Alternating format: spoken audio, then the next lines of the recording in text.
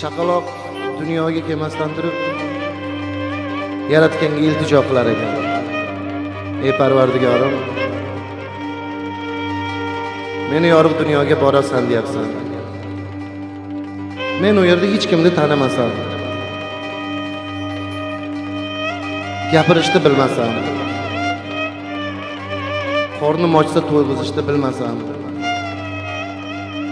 men u yerda nima qilaman?